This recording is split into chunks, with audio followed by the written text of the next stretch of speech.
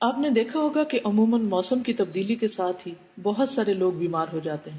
کسی بیمار کے پاس ہمدردی اور غمخواری کے لیے جانا، اس سے تکلیف پر صبر کی تلقین کرنا، اللہ کی خاطر اپنے تعاون اور مدد کی پیشکش کرنا عیادت کہلاتا ہے. عیادت کی فضیلت اور اہمیت کے بارے میں بہت ساری احادیث رسول صلی اللہ علیہ وسلم موجود ہیں. مسند احمد، ابن ماجہ اور ترمذی کی روایت ہے کہ نبی صلی اللہ علیہ وسلم نے فرمایا، جو بھی مسلمان کسی دوسرے مسلمان کی صبح کے وقت عیادت کرتا ہے تو شام تک 70,000 فرشتے اس کے لیے دعا کرتے ہیں، اور اگر شام کو عیادت کرنے جاتا ہے تو صبح تک 70,000 فرشتے اس کے حق میں دعا کرتے ہیں، اور اس کے لیے جنت میں تر و تازہ اور پکے ہوئے پھل ہیں. مجھے امید ہے کہ ہم میں سے کوئی بھی اس ثواب سے محروم نہیں رہنا چاہتا ہوگا.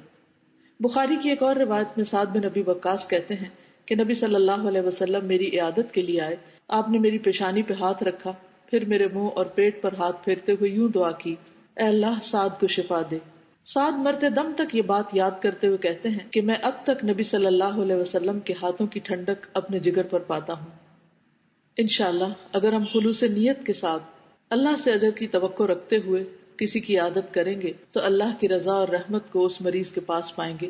ایک اور روایت میں آتا ہے کہ اللہ تعالیٰ قیامت کے دن کہیں گے، اے ابن آدم میں بیمار تھا، تو نے میری عادت نہ کی. تو بندہ کہے گا کہ اے رب العالمین آپ تو سب کو شفا دیتے ہیں، میں آپ کی عادت کیسے کرتا؟ تو اللہ تعالیٰ فرمائیں گے کہ میرا فلاں بندہ بیمار تھا، اگر تو اس کے پاس جاتا تو مجھے وہاں پاتا. اللہ تعالیٰ سے دعا ہے کہ وہ ہمیں ان کاموں کی توفیق دے جو اس کے قرب کا ذریعہ بنے.